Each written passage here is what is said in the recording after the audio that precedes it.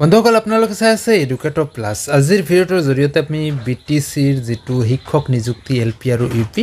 এই এলপি আৰু ইউপিৰ শিক্ষক নিযুক্তি সন্দৰ্ভত ইয়াৰ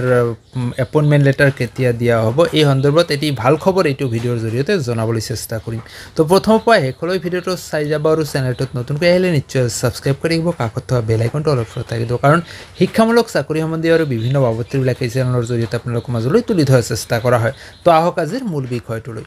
তো বন্ধুসকল ইতিমধ্যে আপোনালোকে অৱগত যে শিক্ষক নিযুক্তি এলপি আৰু UP Bodoland territorial areas district অৰ্থাৎ বিটিচিৰ যেটো শিক্ষক নিযুক্তি প্ৰক্ৰিয়া এডভাইসমেন্ট হৈছিল তাৰে ইতিমধ্যে ডকুমেন্টস ভেৰিফিকেশন আৰু স্ক্ৰুটিনিও সম্পূৰ্ণ হৈছে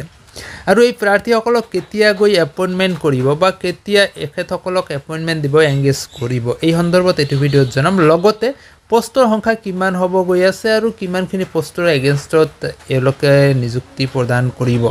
এইটো সন্দৰ্ভত আমি এইটো ভিডিঅ'ত আলোচনা কৰিম প্ৰথম ভাৱে হেকলৈ যদি চাই নিশ্চয় কথাখিনি গম পাব তো বন্ধুসকল ইতিমধ্যে যেটো বিটিচিৰ এমচিএলএ অৰ্থাৎ member of council legislative assembly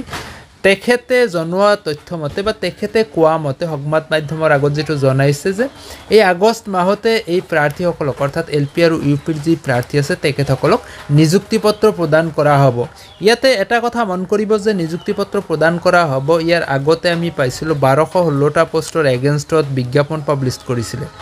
BTC যেটো বিজ্ঞাপন প্ৰক্ৰিয়া ষ্টাৰ্ট হৈছিল আপোনালোকে আবেদন কৰিছিল স্ক্ৰুটিনি হৈ গল ভেৰিফিকেশন হৈ গল যেটো আছিল 1216টা পোষ্টৰ এগেইনষ্টত ইতিমধ্যে এটা কেছ চলিছিলে এই এপইন্টমেন্টৰ ওপৰত যেটো আছিল 1999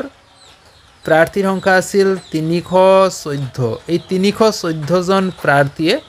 1999 তেখেতসকল বাদ পৰি আছিল তেখেতসকলে আবেদন কৰিছিল বা হাইকোৰ্টৰ দ্বাৰস্থ হৈছিল যে এই যে যেটো 1216টা পোষ্টৰ এগেইনষ্টত বিজ্ঞাপন কৰিলে এই 1216টাৰ ভিতৰতে এই 314 জন প্ৰাৰ্থীক হামিল কৰি ৰাখিব বা তেওঁলোকৰ কাৰণে ৰিজাৰ্ভেশন ৰাখিব লাগে অৱশেষত তেখেতসকলে হাইকোৰ্টত ৰায় পাইছে তেখেতসকলৰ পক্ষে আহিছে ৰায়টো 1999 ৰ পক্ষে আৰু এই 314টা প্ৰাৰ্থীৰ কাৰণে 1216 ৰ পৰা 314টা পোষ্ট এলপি ইউপিত ৰিজাৰ্ভেশন হৈ গৈছে 1999 ৰ বাবে তেনেহলে 902টা পোষ্টত নতুনকে যিসকল প্ৰাৰ্থী আবেদন কৰিছে তেওঁলোকৰ মাজৰ পৰা 902 জন প্ৰাৰ্থীয়ে ইয়াতে নিযুক্তি পাবলৈ সক্ষম হ'ব তো বন্ধুসকল আমি এইটো ভিডিঅ'ৰ জৰিয়তে আপোনালোকক এই কথাখিনি জনাবলৈ চেষ্টা কৰিলো এতিয়া আমি বিটিসি এমচিএলএ যিজন ব্যক্তি আছিল তেখেতে কোৱা কথাখিনি আপোনালোকক শুনাবলৈ চেষ্টা কৰিম এই আগষ্ট মাহৰ ভিতৰতে আমাৰ এপইন্টমেন্ট হৈ আছে প্ৰায় স্ক্ৰুটিনিটো সম্পূৰ্ণ হৈছে ভেৰিফিকেশনটো প্ৰায় সম্পূৰ্ণ হৈছে মেৰিট বিশেষত যেনেকা ষ্টেটে কৰিছে ইয়াত কোনো ৰিকমেন্ডেশন নচলে কোনো তেনেকা ভিতৰুৱা কোনো এটা ইয়াত কোনোবাই যদি কৰিব বিচাৰিছে তেনলে এইটো আমি প্ৰায় মানে নাচত কৰিছো এটো আমি চাই আছো ইয়াত কোনো তেনেকা নকৰাকৈ যিমান এপইন্টমেন্ট ইয়াত হ'ব মেৰিট ওয়াইজতে এখেতসকলৰ ট্ৰেডৰ মাৰ্কৰ ওপৰত ভিত্তি কৰি আমি ইয়াত এপইন্টমেন্ট দিম আৰু প্ৰায় 1200 আমাৰ এসআইউটো পাইছো এই এসআইৰ ওপৰত ভিত্তি কৰি ইমান এপইন্টমেন্ট আমি দিয়া হ'ব